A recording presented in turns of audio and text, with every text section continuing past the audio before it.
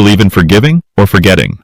The wine was expensive, the kind of bottle that practically apologized for your problems as you drank it, and I let it sit on my tongue a few seconds longer than necessary, just to delay the moment I knew was coming. There were 22 people seated around the table that night, each dressed in carefully curated shades of sophistication, all gathered at the family estate under the pretense of celebrating my mother's 69th birthday. The dining room looked like it had been torn out of a Ralph Lauren catalog, too perfect, too polished, too posed. And right there at the head of the table sat Diane Merritt, my mother, the queen of control, smiling like she had just swallowed something sweet and bitter all at once. I knew that smile. Everyone at the table thought it meant she was pleased with her little gathering, but I'd lived my whole life studying the tiny shifts in that woman's face. That smile meant she was about to unleash something, and she'd been waiting for the right moment to do it.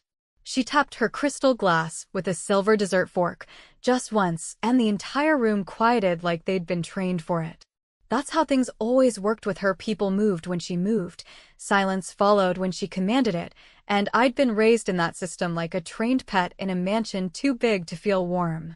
She stood, took a sip of her wine, and gave a speech that started like any other, words about legacy, about family values, about sacrifice and standards and the burden of maintaining our name. Everyone nodded along, already used to hearing about what it meant to be a Merritt, how the bar was always high, how mediocrity wasn't just failure, it was a personal insult to everything she believed in. And then, with a deliberate pause and a sharp inhale, she turned to me. Not to the room. Not to her friends. Not to my cousins or the board members or the church donors. Just to me. And as for Emily, she said, voice steady, eyes colder than the wine in her glass, you've disappointed me for the last time. The silence after that wasn't shocked. It was expectant. Like they all knew something was coming, but didn't expect it to happen right then. She said it like she was reading a verdict in a courtroom that only existed inside her own ego. I didn't flinch. I didn't blink. I sipped my wine again, looked her dead in the eye, and said quietly, "That's okay, Mom. Because the lawyer you used to write that will? He's my husband now." For half a second, she didn't move. Then I watched something flicker behind her eyes. Confusion. Disbelief. And just the beginning of fear. She tried to speak, but someone down the table let out a choked laugh, and the room tipped from reverence into something closer to theater. There it was. The beginning of the fall. But before I take you any further into the chaos that unraveled from that moment, let me take you back to how we even got here, because this story didn't start with that dinner, and it damn sure didn't start with a glass of wine. My mother always told people I was the difficult child. Not rebellious, not wild, just inconvenient in a way that made her uncomfortable. I wasn't loud, I wasn't stupid, and I never caused public scenes, which is probably why it bothered her even more. I was smart in a way she couldn't shape. I had thoughts I didn't share, questions I wasn't supposed to ask, and a kind of quiet that made her paranoid. She hated that I didn't need her approval the way my younger brother, Tyler, did. He was the golden retriever of the family, eager, charming, useless. But he made her feel like a queen, and that was enough. I played the game for a while. I let her make decisions for me well into my 30s, where I lived, who I dated, what kind of job was acceptable for a Merritt daughter. She paid for my apartment, dropped comments about her generosity at dinner parties, and reminded me with every phone call that without her, I wouldn't have the lifestyle I'd grown so used to. I let her believe that because at the time, I needed the money. Or at least I thought I did. But what I really needed was clarity. And I got that in the most unexpected way. When my father died, I was 26 and living in Boston, finishing my master's. We weren't close, not because we didn't love each other, but because my mother made it impossible. Still, he tried. He'd send letters, little notes tucked in books I didn't ask for. He'd call when she wasn't home. But I always felt like he was trying to speak through 10 feet of concrete. When he passed, she controlled every aspect of the funeral, the will, the messaging, even the obituary. She kept everything close. I didn't even see the final version of his will. "You don't need to worry about all that," she said. "It's taken care of." And like a fool, I let her. It wasn't until I turned 38 and started asking questions about some of our family's real estate holdings that I realized how little I actually owned. Despite the family name, despite the image, despite being paraded like a debutante in country club fundraisers, I had no assets of my own. No property, no trust access, no name on the deeds. I was a well-dressed tenant in a life she curated. That realization hit like a brick. And right around that time, I met Daniel. He was everything my mother admired in a man, well-dressed, Ivy League, emotionally restrained, and always prepared. He handled her legal affairs like a Swiss watch, precise, efficient, and totally discreet. But he had one fatal flaw: he noticed me. Not just in a polite way. He saw me.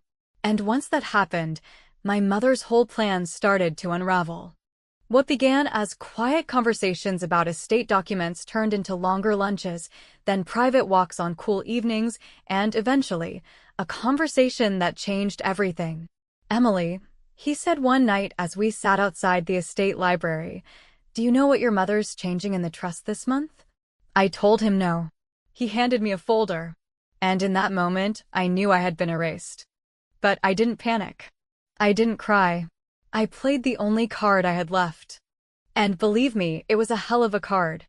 The first time I sat across from Daniel at that long mahogany conference table in my mother's downtown law office, I wasn't thinking about betrayal or strategy or revenge. I was thinking about how exhausted I was from trying to hold a polite smile while she interrupted me for the 5th time in 10 minutes to clarify something I hadn't actually gotten wrong. She always did that in meetings, especially with men around. She had this need to reassert her authority with an audience, like if she didn't control every inch of the room, someone might notice the cracks under her perfect exterior.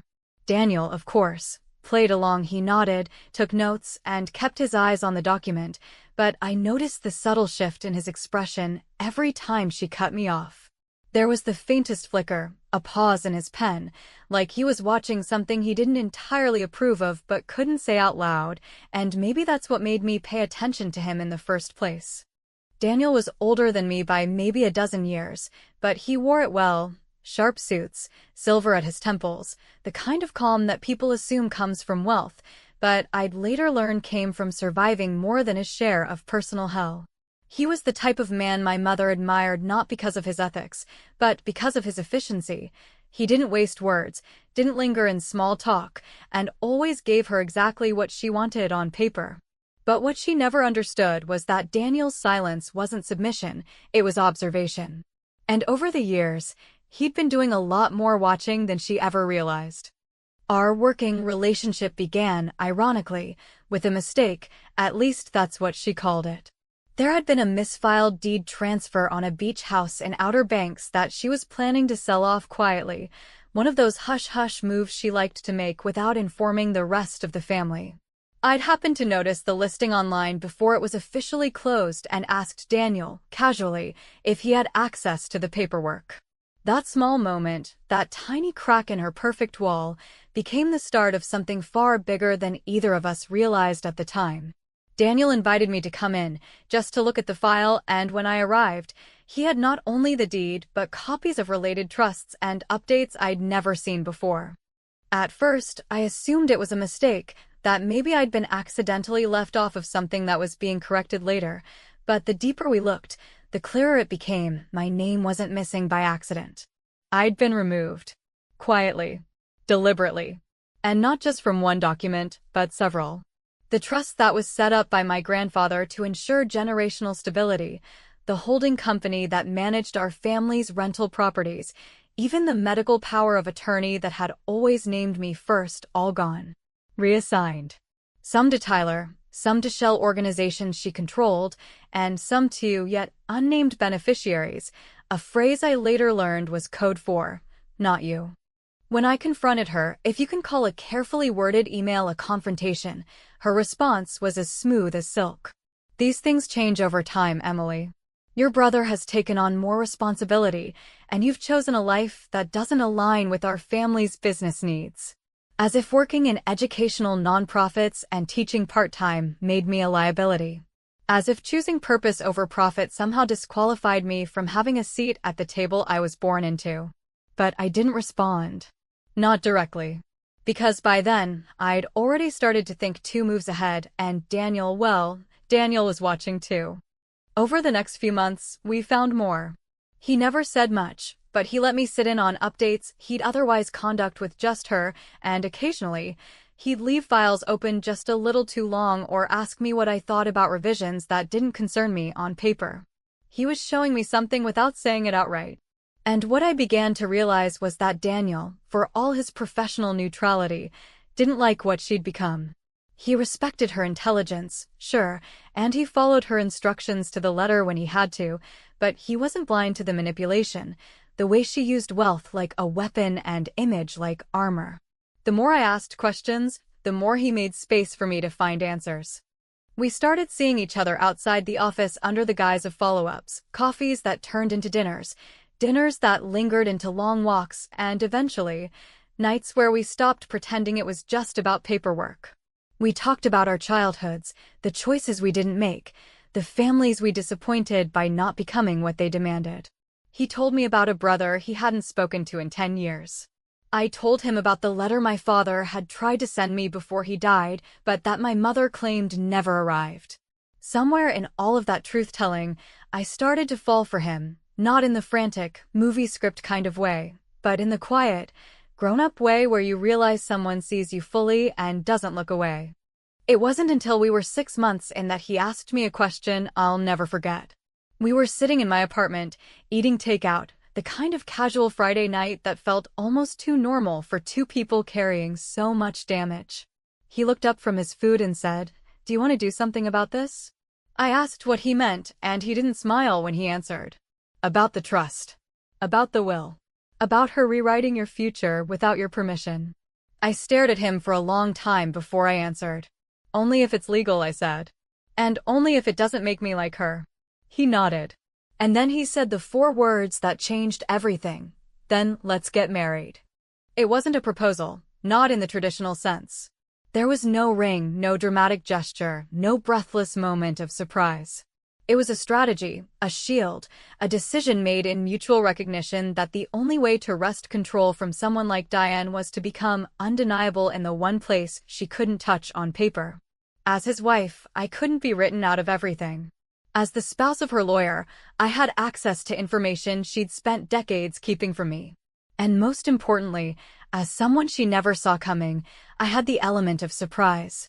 We married quietly, legally, in a courthouse an hour outside of town, using different names on the public record, nothing fake, just middle names and initials she wouldn't think to search. No announcement. No photos. No one but the clerk, the witness, and the 2 of us standing in front of a judge who barely looked up as he stamped the document that changed the entire game.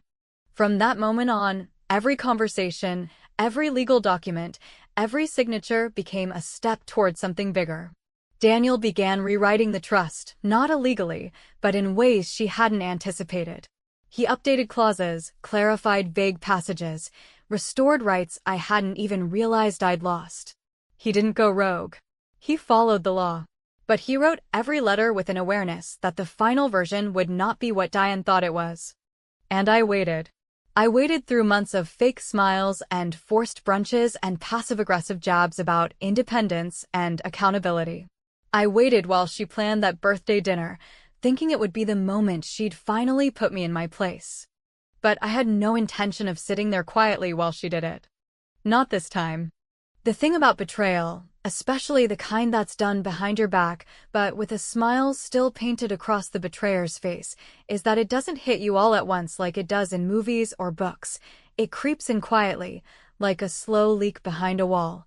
Subtle and persistent, until one day everything just collapses, and you're standing in the middle of a mess you didn't even know was forming. For me, that realization began on a Wednesday morning that seemed ordinary at first, nothing particularly dramatic about it. No storm clouds, no off-putting emails. Just a mild spring breeze outside my kitchen window, and the familiar bitterness of black coffee in a ceramic mug my mother once called embarrassingly plain. I was scanning through my inbox, deleting promotions and the usual corporate nonsense when I saw Daniel's name appear with a subject line that simply read, "You need to see this." Now, Daniel wasn't the kind of man who used vague subject lines or unnecessary urgency. He was, by all accounts, precise and restrained, even in personal matters, so when I opened the email and saw an attached PDF titled, Revision_Trust_Draft_0421, my stomach dropped before I even clicked it. What I found inside that document didn't just unsettle me, it stunned me in a way that made my hands go numb, like all the blood had rushed out of my fingers in protest of what I was reading. There it was, in unmistakable legal language, embedded between property allocations and wealth distributions, an entire section that used to bear my name, now replaced with remaining assets to be distributed at the discretion of the primary trustee, with no entitlement owed to Emily Merritt. No entitlement. As if I were a stranger. As if I hadn't sat through decades of her expectations, sacrificed years of personal freedom, smiled through gritted teeth at country club dinners, supported her charitable image with appearances at events I loathed, and nodded along when she rewrote family history to cast herself as some sort of benevolent matriarch when really, she was just a woman terrified of losing control. To see my name removed so surgically, so coldly, confirmed what I had long suspected but never dared to articulate out loud, that my mother had never seen me as an heir, a partner, or even a daughter in the emotional sense of the word.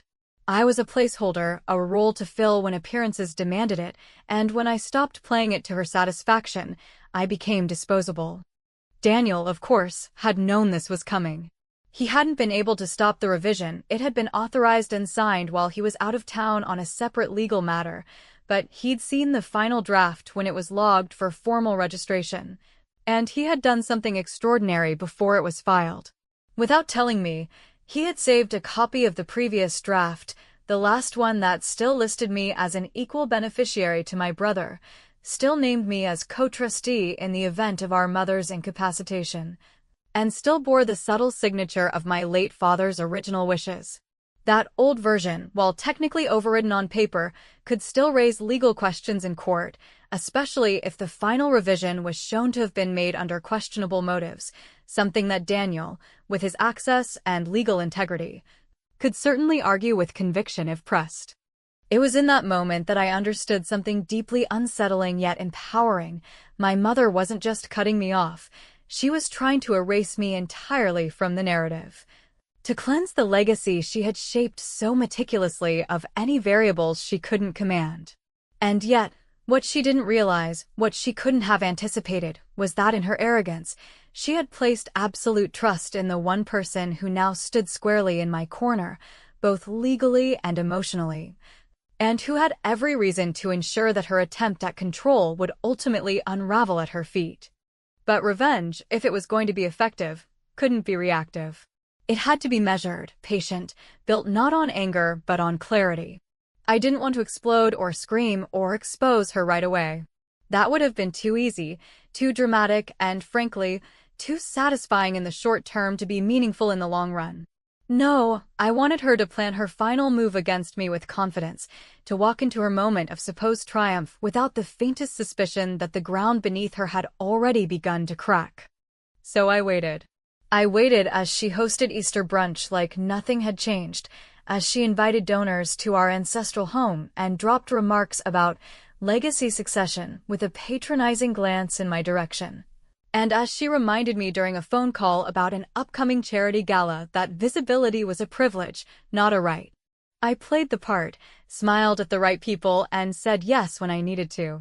But underneath it all, Daniel and I were quietly laying the groundwork for something far more permanent than just an emotional rebuttal.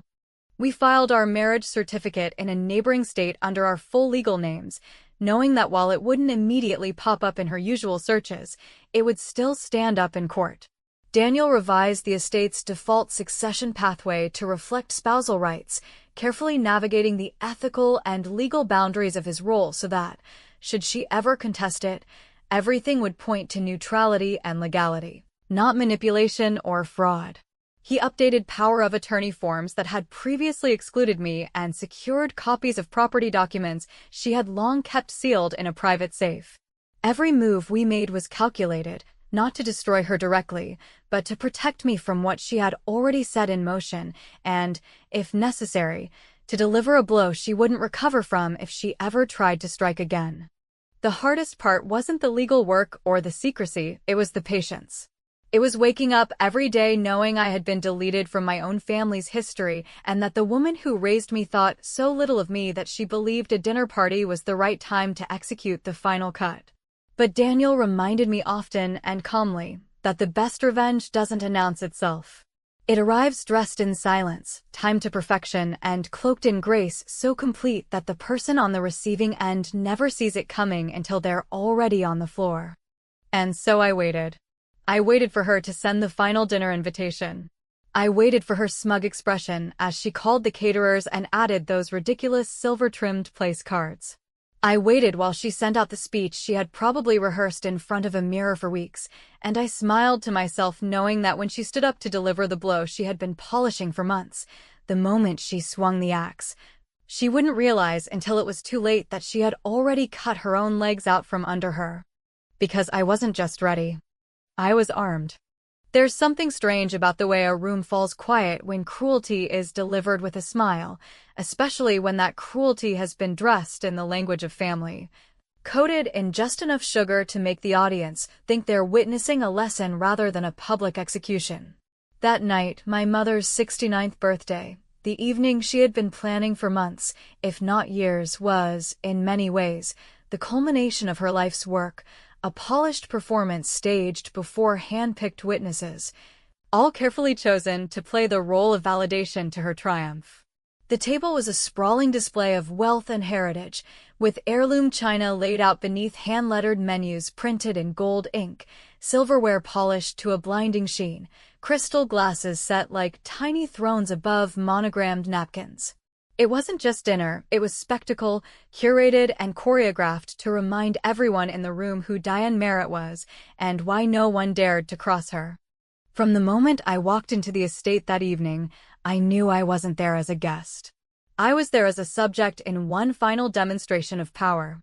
My mother greeted me with a kiss that barely grazed my cheek, her eyes already scanning the room for someone more worthy of her warmth, and as I took my seat at the far end of the table, conveniently placed opposite her, separated by a dozen carefully positioned sycophants, I saw the smirk tugging at the corner of her mouth, the quiet satisfaction of a predator who knew the kill was coming, but had decided to let her prey enjoy the illusion of safety just a little longer.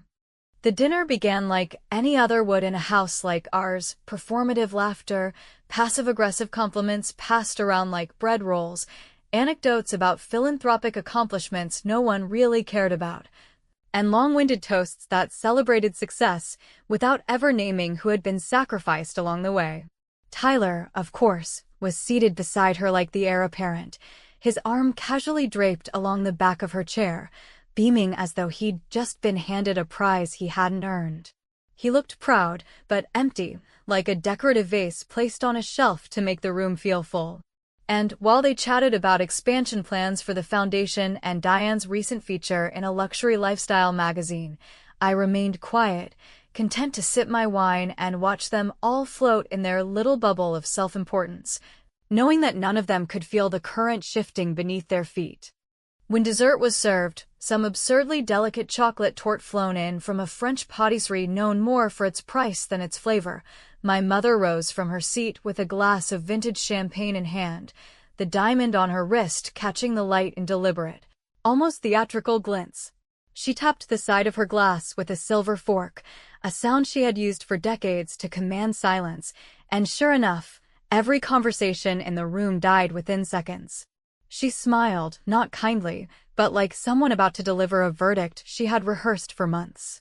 "I'd like to thank all of you for being here tonight," she began, her voice smooth and dripping with condescension disguised as elegance. 69 years is a long time, and I am grateful to celebrate it surrounded by people who have remained loyal, dependable, and dedicated to the standards this family was built upon. There was a soft murmur of agreement, a polite round of clinking glasses, and then a pause long enough to sharpen the blade before she drove it in. "And as for Emily," she continued, turning her gaze directly toward me, Tonight also marks a personal milestone of sorts. Because after years of disappointment, missed opportunities, and choices that have embarrassed this family more times than I can count, I have decided that this will be the last time she will benefit from my generosity. The silence was absolute. No one dared move. The servers froze mid-step. Even Tyler, who must have known this was coming, blinked like he'd just realized what it meant to be standing beside someone who could gut her own daughter in front of witnesses and still call it love. My mother kept speaking, her voice unwavering, every word carefully chosen to humiliate me without raising her tone. Effective immediately, she said, Emily will no longer be involved in any family financial affairs. Her trust access has been legally revoked, and all remaining responsibilities will be handled by Tyler and the board. I wish her well in her independent life. She raised her glass as if she were blessing me, and for a moment, the room remained in stunned silence, unsure whether to applaud, to comfort, or to look away. And then, slowly, as if drawn by some sick sense of etiquette, the clinking began, soft, hesitant, awkward applause that made the whole moment feel more grotesque than even she could have planned. And still I didn't move. I let the weight of the room fall heavy around me, let her believe she had won, let her bask in the illusion of victory. Then I stood. I didn't speak right away. I didn't match her theatrics or raise my voice. I simply picked up my glass, took a slow sip of the wine she had flown in from Tuscany, and then, with perfect calm, I looked directly at her and said, "That's okay, Mom. Because the lawyer you used to write that will, the one you've trusted for the last 10 years to handle every corner of your empire, he's my husband now." For a moment, it didn't register.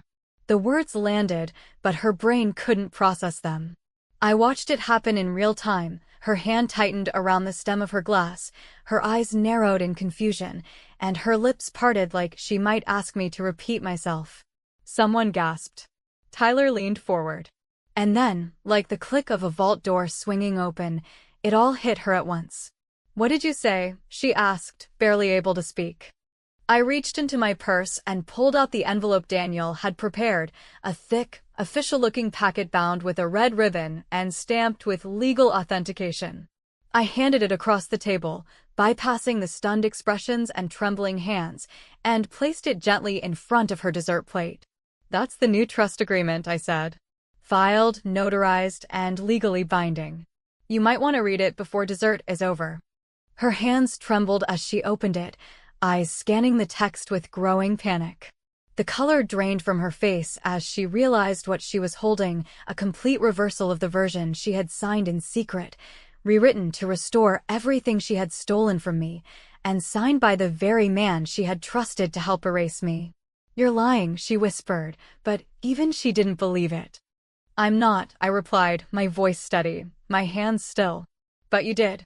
For years."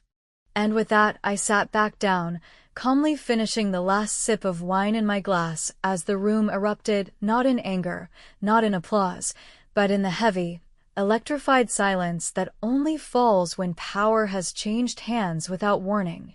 No one dared speak. No one dared move. And my mother, for the first time in her life, had nothing to say. There is a moment, just after the blade has been drawn and the blood hasn't quite spilled yet, when time seems to stretch into something elastic and uncertain, where everyone in the room becomes suspended between what just happened and what happens next. And in that moment, as my mother sat paralyzed with a stack of legal documents spread across her birthday table and the carefully constructed hierarchy she'd spent decades building began to fracture under the weight of something she had never anticipated, I understood a truth I hadn't fully grasped until then.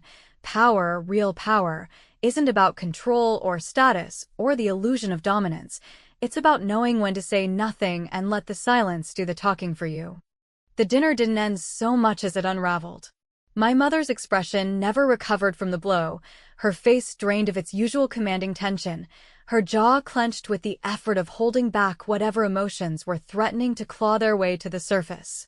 I don't know if it was shame or fear or simply disbelief that paralyzed her, but she didn't speak, didn't scream, didn't lash out. She sat there, glass still in hand, while the guests around her shifted uncomfortably in their chairs, unsure whether they should excuse themselves or wait for some kind of royal dismissal.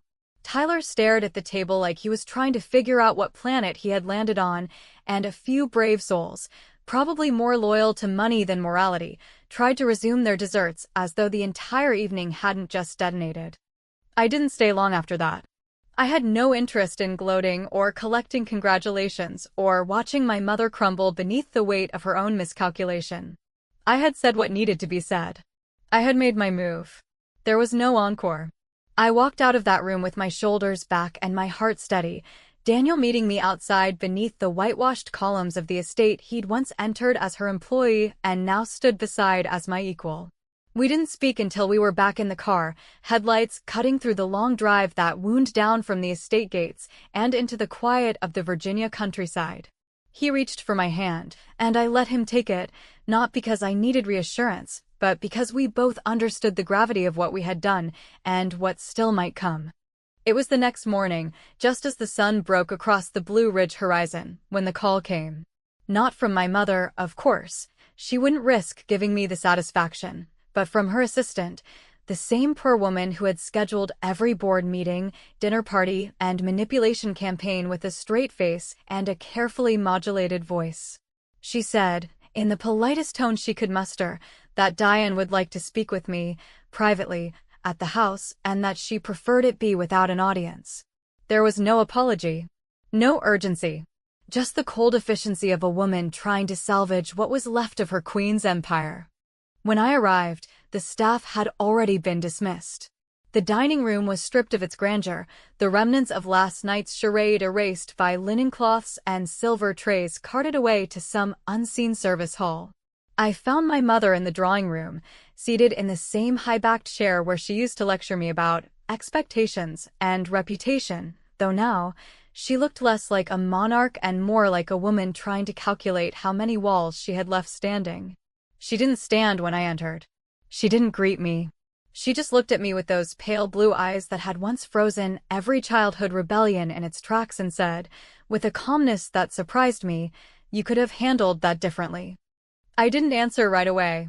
I walked to the fireplace, let my hand rest on the marble mantel she'd imported from Italy after our trip when I was 16, the trip where she spent the entire time on her phone, securing funding for a museum wing she later named after herself. And then I turned back toward her, measuring her posture, the set of her shoulders, the tight line of her mouth. "So could you," I said, and for the first time in what felt like my entire life, she didn't have a retort waiting. She asked what I wanted, not with kindness or surrender, but with suspicion, as though the only possible reason I could have for doing what I'd done was a hunger for vengeance or a thirst for money. I told her I wanted peace, which, judging by her expression, was the one thing she hadn't prepared for. I didn't want her assets, though legally I now had access to them. I didn't want to take her house, though I could challenge for it if I chose. What I wanted, and what Daniel and I had carefully designed the documents to enforce, was space, complete, unchallengeable space between me and the woman who had tried to dictate every detail of my life until the moment she realized I wouldn't play her game anymore. In exchange for keeping our marriage discreet, for not dragging her name through courtrooms and tabloids and every cocktail party on the East Coast, I asked only that she step down from the board of our family foundation, transfer certain decision-making rights to neutral third parties, and cease all contact with me that wasn't routed through legal representation. It wasn't punishment. It wasn't revenge. It was a ceasefire, offered not from weakness, but from a position of total advantage. And though I could see the storm rising behind her eyes, the indignation, the humiliation, the fury, I also saw something else flicker there, something she hadn't shown me in decades: fear. She agreed, of course. What choice did she have? The paperwork was airtight, the trust already registered, and the signature of the lawyer she trusted most was printed on every single page. She had no moves left, no pawns to sacrifice, no narrative to spin. Her legacy, as carefully curated as it had been, now had a chapter she couldn't erase, and it was one she would never be able to explain without exposing just how calculated her love had always been. I left without another word, walked out of that house one final time, and didn't look back. Not because I was above it, but because I knew that in the rearview mirror of that grand facade, there was nothing left for me, only echoes of a life that had been designed to control me, not to love me. A week later, Daniel and I returned to the cabin my father had bought in secret years before his death, a quiet place nestled against the edge of a lake he never got to take me fishing on, a place my mother had dismissed as a waste of time and money. Daniel had found the deed in a sealed file, long forgotten, still in my father's name. It came with a letter, dated 2 months before his heart attack, addressed to me. The handwriting was unmistakable. The words were simple. Emily, I know you feel invisible in this family. I want you to have this place so you always remember that someone saw you. That someone believed in you. I cried when I read it, not because I was sad, but because I finally understood that all those years of silence weren't emptiness. They were space waiting to be filled with something better, something of my own making. As the sun set over the water and Daniel wrapped his arm around my shoulders, I didn't feel triumphant or vindicated. I felt whole. My mother still lives in that big estate, still surrounded by people too afraid to speak truth to her face, still trying to patch the cracks in her empire with silk and champagne and denial. She tells herself, I'm sure, that she was protecting the family, that her decisions were strategic, necessary, even noble. But the truth, the one that eats at her in the quiet moments, is simpler and much harder to swallow. She didn't lose me because I was weak. She lost me because I finally stopped needing her. And that is the price of silence.